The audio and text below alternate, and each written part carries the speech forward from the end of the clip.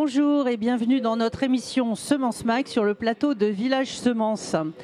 Aujourd'hui, nous allons parler de la filière lin, une filière qui se mobilise. Pour quelles raisons? Le lin a existé depuis très longtemps et a connu une certaine décroissance avec l'arrivée des tissus issus de la pétrochimie. Aujourd'hui, cette filière, qui est une petite filière mais très structurée et qui est accompagnée par des gens passionnés, connaît un nouvel essor. Alors, vous allez me dire, un nouvel essor, c'est extraordinaire. Oui, mais accompagner cet essor n'est pas si facile, notamment au niveau des semences. Pour creuser le sujet, nous avons réuni 3 invités que je vais retrouver. Bonjour Bertrand Gomard. Bonjour.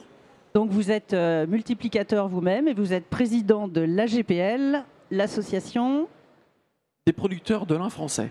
Tout à fait. Merci. Vous êtes dans quel secteur, dans quelle région? Dans la région Normandie, Seine-Maritime, Dieppe-Oise, on va dire. Voilà, c'est le cœur du lin avec les Hauts-de-France. Voilà, on verra ça tout à l'heure. Yann Flodrops, bonjour. Bonjour. Vous travaillez chez Arvalis. Tout à fait. Et vous avez une mission spécifique sur le lin? Oui, je suis animateur de la filière lin-fibre. Donc c'est moi qui coordonne les actions de l'Institut pour la filière lin-fibre. Très bien, merci. Géry Fromont, bonjour.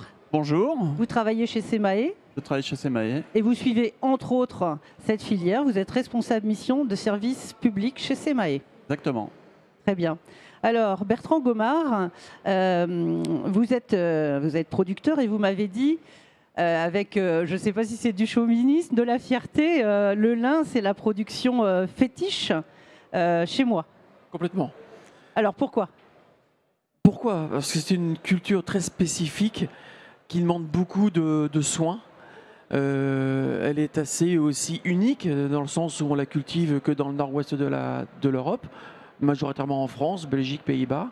Et justement, ce sont ces 3 pays qui sont leaders au monde pour la production de fibres. Nous représentons 80% de la fibre mondiale de lin. Alors ça, c'est très peu connu, hein. On a l'impression qu'il y en a partout. Eh bien non, la France est vraiment, et cet arc nord-ouest est vraiment spécifique. Tout à fait. Et c'est là qu'on a le meilleur lin au monde et le plus de lin au monde. Parce que c'est une plante qui est délicate, difficile, vous l'avez dit, il faut des sols et un climat spécifique. Il faut un triptyque, un savoir-faire, agriculteur, tailleur. Le tailleur, c'est celui qui extrait la fibre de lin. Un sol profond, ce que l'on a dans nos régions du nord-ouest. Et puis un climat tempéré. Très bien. Alors le lin connaît un nouvel essor. Pour quelle raison? Est-ce qu'on revient vers cette plante parce qu'elle représente des caractères de durabilité, hein, aussi bien dans les produits qu'on a qu'au champ, ou est-ce qu'il y a d'autres raisons également? Non, vous avez raison, c'est exactement ça. C'est la durabilité, les attentes sociétales aujourd'hui font que le lin répond à toutes les exigences en fin de compte des consommateurs mondiaux, puisque nous vendons le lin dans le monde entier. Il est consommé dans le monde entier, en Asie, aux États-Unis et en Europe bien sûr. Et cet attrait pour les fibres naturelles, il se transmet, il se traduit par une augmentation de surface importante. On a fait x2,5 depuis... Alors, donnez-nous des chiffres pour qu'on se rende compte, parce que si on vous entend bien, on pourrait produire énormément de lin, parce qu'il y a une demande pour les vêtements, en gros, entre autres. Donc, on est parti de combien? Il y en a eu x2 en combien de temps?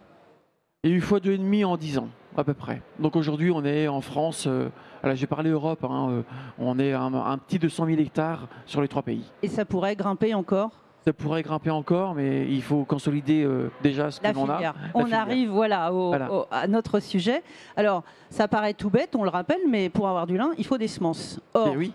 Contrairement à du blé, par exemple, qui, avec un épi, enfin avec un hectare de blé, on obtient énormément de semences. Pour le lin, c'est pas la même chose. Avec 1 hectare de lin, on n'obtient pas tellement de graines, l'équivalent de 5-6 hectares. 5-6 hectares, c'est ça, tout à fait. Donc, il y a pénurie de semences aujourd'hui? Alors, il y a pénurie de semences parce que, je vous le dis, les hectares ont fortement augmenté. Même si en face, les surfaces de multiplication ont augmenté, et on a eu depuis quelques années des problèmes climatiques qui ont fait que les rendements étaient soit très bons, mais aussi souvent très mauvais. C'est ça que je voudrais comprendre, parce qu'on se dit, il y a un essor, donc vous pourriez garder un peu plus de graines. En fait, il y a une concurrence entre... on récolte différentes choses sur le lin. Parce que les gens avec qui j'ai discuté, là, je parlais de l'émission qu'on préparait, m'ont dit pourquoi les agriculteurs n'ont pas gardé leurs semences, tout simplement? Déjà, la semence, c'est une semence certifiée, on en parlera tout à l'heure. Donc l'agriculteur ne peut pas la garder, il n'a pas le droit de la garder. D'accord. Il y a quand même des intérêts que Géry expliquera tout à l'heure. Mais il est vrai que l'agriculteur, dans la grande majorité des cas, la semence, elle provient d'une culture de fibres. Et l'agriculteur cultive son lin pour la fibre et il récupère la semence. Donc c'est la même personne. C'est quasiment un coproduit, c'est la même personne. C'est la même Et personne. le même champ, la même plante. Donc il y a un petit peu de concurrence, c'est un peu difficile. Oui. Du coup, cette filière lin s'organise. Alors vous êtes déjà dans une filière qui est quand même structurée, hein. C'est une culture qui est délicate, vous êtes structuré. Oui, assez, oui. Mais là, vous vous êtes dit, il faut qu'on s'organise. Alors, il y a plusieurs axes. Déjà, vous avez mis ça en place à quel moment? Alors, c'est assez récent, c'était courant hiver dernier, au niveau de la filière, en collaboration avec SEMAE, donc l'Interpro SEMAE, l'Interpro du lin, la GPL en particulier, et puis aidé avec Arvalis, nous avons mis en place ce plan de filière avec 5 axes. On ne va pas tout développer forcément aujourd'hui. On va en parler, mais peut-être le premier déjà qui est la base. Voilà, le premier, la base, c'est vraiment d'accompagner l'agriculteur pour qu'il produise des semences de lin de qualité et qu'il ait conscience qu'il est important, qu'il participe aussi à l'effort. D'accord. Alors Yann Foldrops, vous allez prendre le micro. Oui. Donc effectivement, il faut donc produire plus de semences. Ça veut dire que l'agriculteur qui est habitué à produire du lin, pardon, il faut qu'il produise aussi de la semence. On a bien compris qu'il faut de la quantité et de la qualité. Et que c'est délicat. Je crois que on parlait du chanvre hier, c'est pas très compliqué. Enfin, ils vont peut-être me faire gronder, mais pour le lin, c'est encore plus complexe. Voilà. Et Arvalis accompagne donc les producteurs. Est-ce que vous pourriez nous dire quel accompagnement? Est-ce que c'est sur des techniques culturelles spécifiques? Donc effectivement, on accompagne la filière. Alors, en règle générale, que ce soit pour la production de semences ou pour la production de fibres, parce que avant tout, comme le Bertrand l'a évoqué tout à l'heure, il y a une majorité de la production de semences de l'infibre qui se fait sur une production mixte où on valorise la fibre et la semence. Donc en premier lieu, c'est accompagner les producteurs à produire du lin. Donc c'est notre activité avec l'Interpro, le Cipalin notamment, et sur la partie semence aussi. Alors le Cipalin, pour les gens qui ne connaissent pas. L'interprofession du lin, Bertrand en parlerait mieux que moi. Mais voilà, donc avec qui Arvalis conventionne pour les actions techniques qui sont menées. Donc nous, on a un institut technique agricole. Notre vocation, c'est de produire des références et de les transférer auprès des producteurs.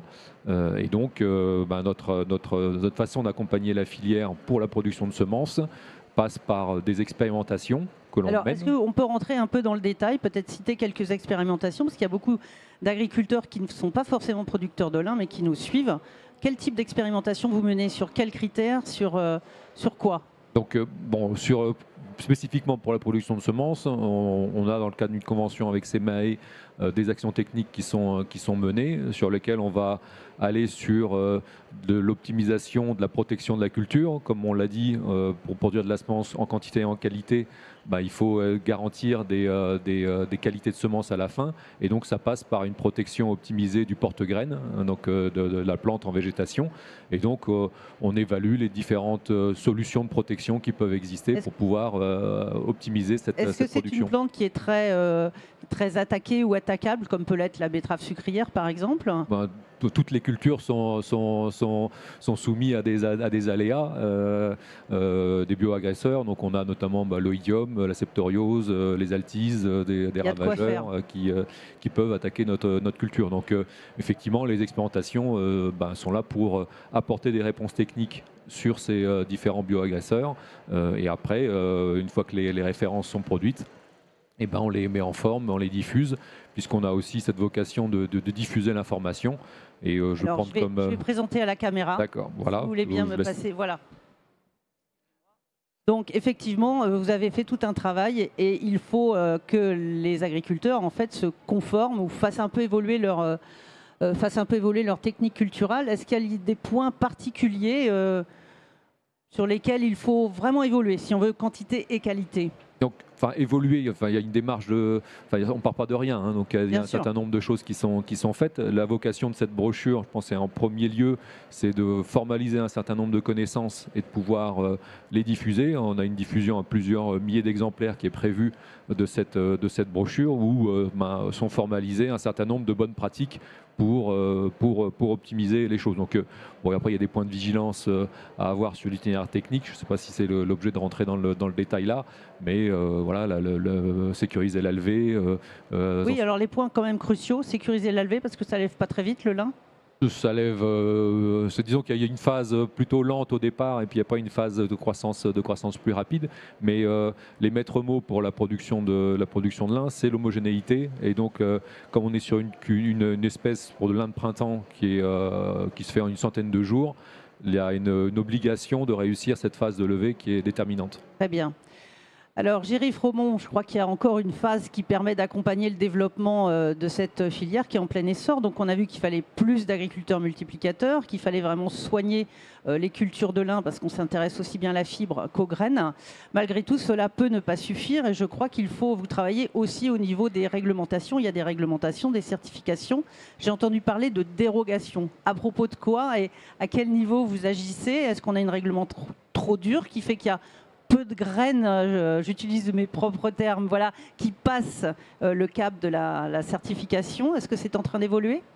En fait, c'est un travail qui est conduit dans l'interprofession. Effectivement, on a vu précédemment que les surfaces de production de lin ont augmenté considérablement pour s'établir un peu plus de 200 000 hectares.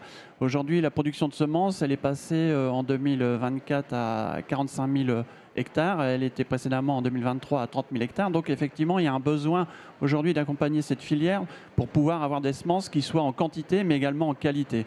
Ça a été dit précédemment, la semence, il faut qu'elle réponde à des normes technologiques de germination, de pureté spécifique, d'état sanitaire. Et certaines années difficiles, on a effectivement une semence qui ne répond pas à des normes technologiques attendues. Et dans ce cas, il faut demander des dérogations au niveau de Bruxelles, au niveau de l'Union européenne, pour pouvoir une dérogation de commercialiser des semences qui soient avec une faculté germinative un petit peu en deçà. Est-ce que nos 2 dernières années très pluvieuses ont rendu les choses plus difficiles à ce titre? Bien sûr, les années pluvieuses rendent les conditions plus difficiles d'un point de vue récolte, d'un point de vue maturité, et de ce fait-là, au niveau qualité, ça se ressent. En 2024, la qualité des semences était globalement satisfaisante. En 2023, elle n'était pas du tout satisfaisante, ce qui a nécessité derrière d'aller chercher une demande de dérogation et bien entendu accompagner le développement de cette filière parce qu'il faut des semences en quantité, mais je le répète, en qualité. Yann l'a dit précédemment, il faut que le cycle, c'est un cycle très court de culture, il faut que la germination soit très rapide, mis dans des bonnes conditions par les agriculteurs. Donc c'est un ensemble d'éléments qui permettent de sécuriser cette culture. Alors le problème est devant nous, il y a le changement climatique, donc il va très très vite. On sait qu'au niveau des réglementations, ça va souvent moins vite. Est-ce que comme ça, vous allez pousser dérogation après dérogation? Il va falloir une évolution finalement en Europe de la réglementation? Je pense qu'aujourd'hui, effectivement, le dérèglement climatique ou le changement climatique, j'utiliserais plutôt le terme changement climatique parce que c'est plus celui-là qu'on vit actuellement plus qu'un dérèglement, s'accompagne également par la création de nouvelles variétés. La sélection permet aujourd'hui d'avoir des variétés qui répondent ou qui accompagnent un peu ce changement climatique. Donc aujourd'hui, on a des variétés nouvelles, mais avant d'avoir ces variétés qui arrivent rapidement et suffisamment en quantité, il faut du temps. Donc c'est là où effectivement l'interprofession travaille pour avoir des modèles qui permettent d'avoir des semences en quantité. Et on l'a dit précédemment, avec un hectare de lin récolté en semences, on n'en sème que 4 à 6. Donc effectivement, le coefficient de multiplication n'est pas à la hauteur de ce qui est attendu sur d'autres espèces. Oui, donc là aussi, on est très limité. On ne sait pas, effectivement, il y aura des nouvelles variétés, mais est-ce que ces nouvelles variétés permettront de démultiplier plus? C'est pas évident. On est quand même dans une espèce qui... Je peux répondre rapidement, mais effectivement, la création variétale prend quand même en compte aujourd'hui cet élément. D'accord. C'est-à-dire que les sélectionneurs essayent de créer des variétés qui apportent un peu plus de semences pour compenser et accompagner. Oui, on a là une porte qui va s'ouvrir peut-être? Une porte, c'est l'enjeu semence, il se fait à tous les niveaux et donc aussi au niveau de la sélection où effectivement sur les axes de sélection qui sont principalement basé sur la fibre, hein, c'est ça ce qui est valorisé à la fin. On a il y a la volonté, on va dire, de prendre plus en compte ce volet quantité de semences que sont capables de produire les porte-graines. Oui. Très bien, donc de nombreux critères là pour la recherche. Alors Bertrand, j'ai envie de vous poser une question et d'aller sur le deuxième axe. On a bien compris que la stratégie de la filière, elle avait plusieurs axes. Il y en a un autre qui est important, qui m'a moi étonné quand je l'ai découvert, parce que ce n'est pas forcément le cas dans d'autres secteurs, c'est le problème de la récolte. Bon, il y a d'autres espèces pour lesquelles on n'a pas de problème de récolte, il y a des machines, les constructeurs s'adaptent. Alors là, c'est vraiment un point de l'axe. Pourquoi ? Vous avez des problèmes avec les équipements de récolte ? Oh, très peu. Si, un petit peu quand même. Lesquels ? Alors, le premier problème, enfin, déjà, on va planter un peu le décor. La récolte de semences, elle se fait majoritairement par de l'écapsulage. L'écapsulage, ça veut dire que c'est une machine spécifique qui va prendre le lin qui est au sol. Donc, une fois que le lin est arraché. Oui, on rappelle qu'il y a besoin de quand même, il faut rappeler ça. Donc, la graine, on rappelle que la plante est assez haute, on la couche au sol. On l'arrache, on la met au sol. Et ce qui fait que là, la capsule, elle est plus ou moins en contact avec le sol. Ce qui peut engendrer des problèmes derrière de qualité. Donc, avant qu'il ne soit trop tard, on la récolte. Donc, une quinzaine de jours après l'arrachage. On la récolte avec une machine spécifique qui s'appelle une écapsuleuse. Et c'est là où le bas blesse, c'est qu'aujourd'hui, nous manquons d'écapsuleuses. Il y a un constructeur, qui ne fait pas que ça, qui fait des séries. Et la dernière série date de 2012. C'est un constructeur français ? Non. Même pas ? Même pas. Bon, alors, voilà, c'est pas comme avec les ensileuses ou les moissonneuses où on a le choix de la couleur. Là, vous n'avez pas le choix. Un appel à nos politiques, mais on manque d'industrie machinisme en France. Qu'est-ce que vous faites alors dans ce plan de filière pour booster un petit peu le... Alors, il n'y a qu'un constructeur et il n'y a pas assez de machines. Il n'y a pas assez de machines, donc ça vient. Là, on a beaucoup œuvré pour qu'ils mettent en place des plans de construction. Donc ça vient tout doucement, mais ça vient. On n'aura pas encore cette année suffisamment de machines. Donc ce qui fait qu'on doit être très très efficace en termes d'organisation commune pour récolter les graines. On n'a pas une minute à perdre. Le lin, c'est pas comme du blé. Quand la fenêtre de tir elle est là, il ne faut pas la louper. Si on attend qu'il pleuve et puis après, ça peut germer. Et là, il n'y a plus de possibilité de récolte. Donc ça, c'est la première manière de récolter, la manière majoritaire. Ce que l'on fait de plus en plus pour sécuriser donc justement cette récolte de semences de lin, on va pouvoir, certains opérateurs de la filière délocalisent en culture spécifique, donc plutôt au sud de la Loire. C'est nouveau ça alors ? Ça se faisait, mais un peu plus maintenant. Ça se développe. Ça se développe un petit peu plus, où on va cultiver du lin spécialement pour la graine et uniquement pour la graine. Là, on se confronte à un problème de rémunération. On rentre en concurrence directe avec les cultures locales, où il faut payer la graine un peu plus cher. Il faut que ça soit intéressant là pour l'agriculteur. Parce que le rendement graine, on l'a vu tout à l'heure, n'est pas très très élevé. Donc il faut une bonne rémunération. De même, il faut aussi une bonne rémunération pour l'agriculteur qui s'engage à récolter sa graine sur le lin fibre. Donc tout ça, c'est en train d'évoluer du bon côté des choses, mais il faut trouver aussi un équilibre entre le paiement de la graine pour la semence au multiplicateur et l'utilisateur derrière qui achète la graine pour semer, la semence pour semer. Donc il faut aussi trouver le bon équilibre de prix. Donc ça, c'est assez compliqué. Ce qu'il faut aussi, c'est accompagner les agriculteurs dans la formation du matériel. Les salariés, ce sont des machines avec beaucoup de technologie qui demandent des compétences. Et là, il y a vraiment besoin de formation. Très bien. Alors, voilà le deuxième axe. Oui, je vous laisse, je vous en prie. Pour compléter, concernant ces deux modes de conduite mixtes ou spécifiques, justement, c'était complètement intégré dans le document pour accompagner les producteurs, suivant ces différents modes de conduite, où l'optimisation des itinéraires techniques spécifiques à l'un ou l'autre de ces modes de production sont intégrés. Très bien. Alors, il nous reste 2 minutes. Je vais peut-être vous laisser 1 minute chacun. Imaginons que j'ai une baguette magique. Qu'est-ce qui, pour vous, serait le levier essentiel ? Qu'est-ce qui vous aiderait à vraiment à booster, à travailler dans le sens de cette stratégie ? Qu'est-ce qui manque le plus cruellement ou qu'est-ce qui est le plus difficile à lever ? Tout. Le plus difficile à lever, c'est effectivement d'avoir un nombre d'agriculteurs multiplicateurs un peu plus important que ce qu'on a aujourd'hui. Même si en un an, on a eu 300 agriculteurs de plus, effectivement, le facteur limitant aujourd'hui, c'est le nombre d'agriculteurs multiplicateurs.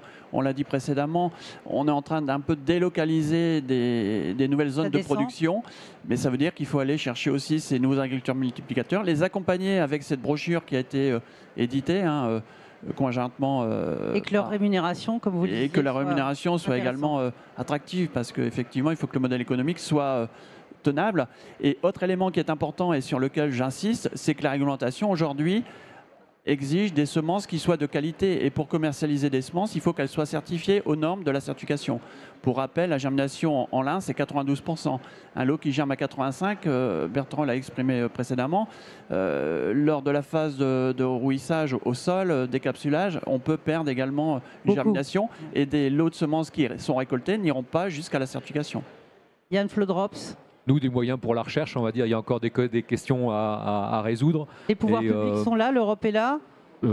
Sur la recherche, il y a des enjeux de filière qui sont relevés, il y a des discussions qui sont en cours pour aider la recherche. Mais, très bien.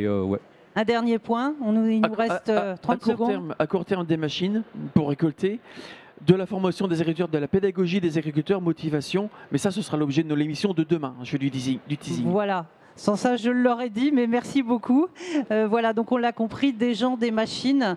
J'espère que grâce à nos invités, que je remercie chaleureusement, vous êtes rentrés un peu plus dans cette filière. Le lin vous intéresse, vous voulez devenir multiplicateur ou vous voulez acheter des vêtements en lin, eh bien c'est une filière qu'on va suivre de près, qu'il faut encourager et on les retrouve demain. À bientôt, merci.